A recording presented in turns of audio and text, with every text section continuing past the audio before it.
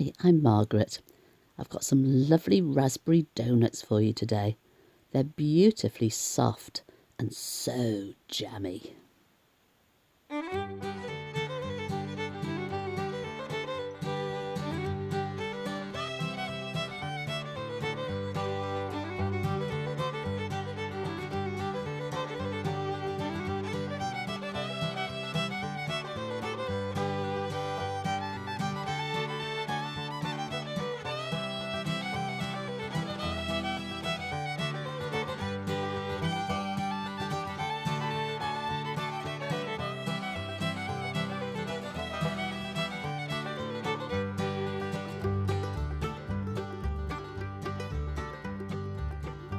So I'm going to mix the dry ingredients together first.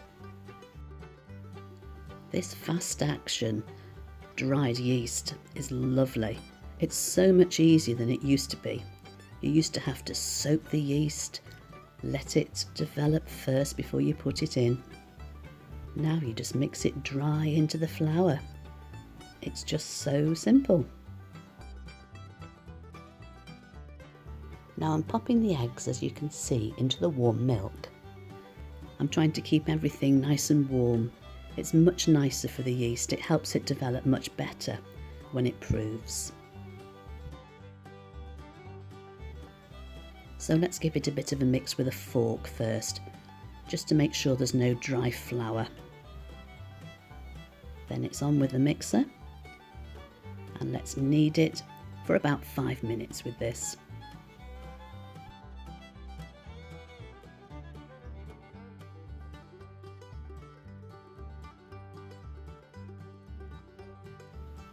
You can really see the difference after 5 minutes. It's a much smoother dough. In a similar way to the brioche we made a few weeks ago, this is an enriched dough, which just means it's got extra things added, like butter and eggs and milk.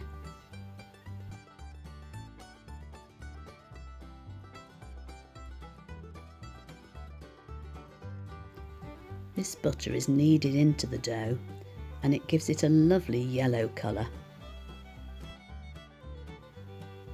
It takes a little while, but little by little, and it will mix in.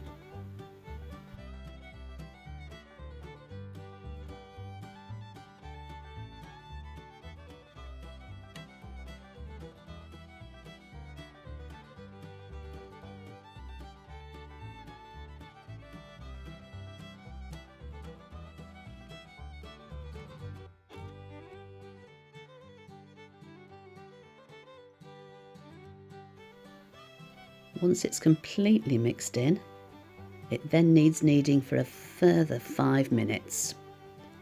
Good job I have this electric mix, it's so much easier.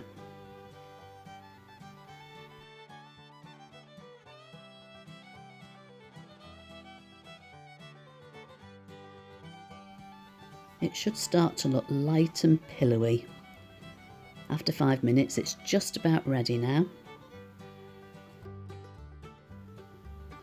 So the next thing now is to cover it and leave it to prove for about an hour. It should be nice and stretchy.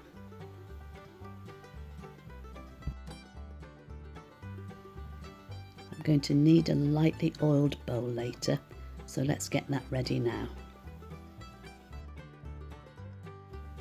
After an hour it should have at least doubled in size, and now it's ready to knock back. On a floured board I'm going to knock the air out of it.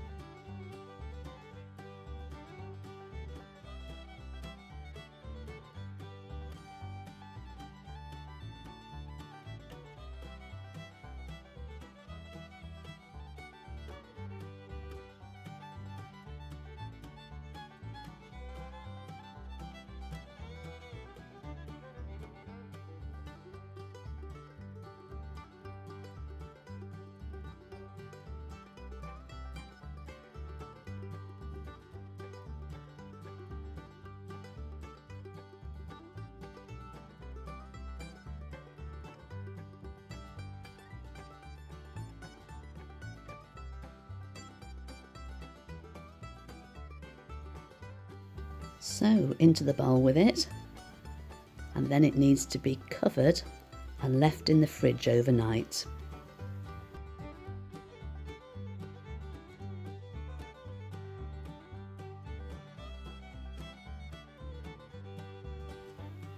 The next day it'll be ready to roll out.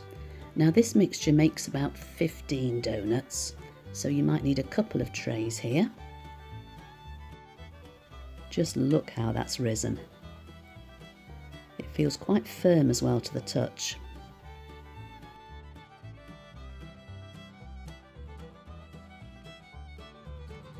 It just needs a little bit of encouragement to come out.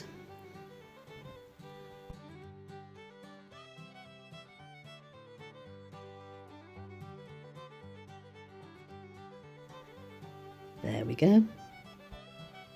Now I'm going to cut this in half because it's easier to work with. Let's pop the other half back in the fridge, covered up, just while we do this. Now I'm going to roll it about ½ inch thick, which is about 12 or 13 centimetres. Plenty of flour. I don't want it too thin because these donuts, I want them to be nice and puffy. The cutter I'm using is about 3 inches.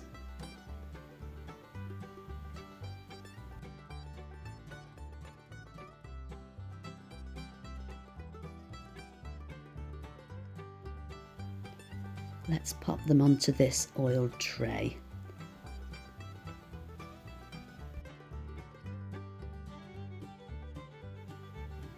I'm sure I can get at least one more out of that dough. Let's squidge it together and roll it out again.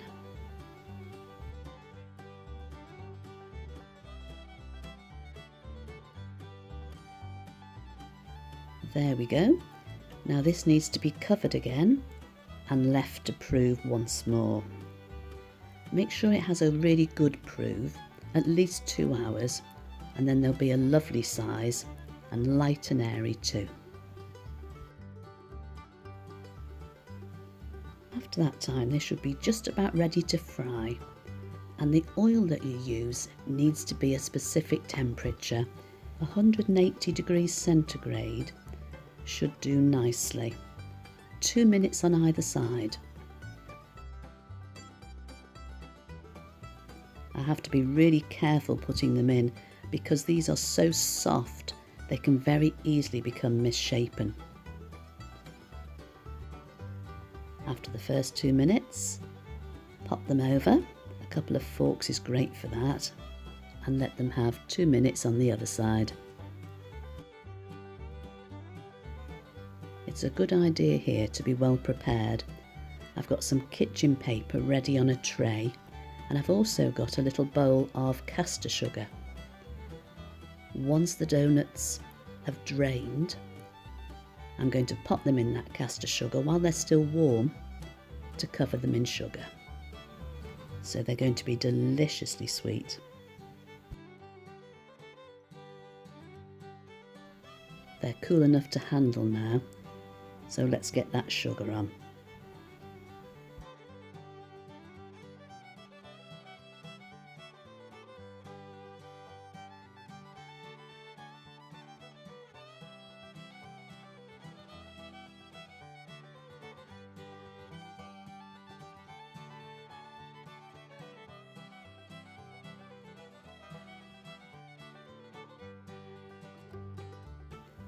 Now here's the fun bit. I've got a piping bag full of raspberry jam, and I've made a little hole with a knife. Now if you push the jam in until you feel resistance, that should be just about enough. Well, these donuts take a little bit of time to do, especially with the proving overnight, but I tell you, they're so much nice and store-bought, especially when they're fresh on the day. I hope you've enjoyed my make and bake today. Do drop a like and leave a comment. I'd love to hear from you. Have a good week, and I'll catch you next time.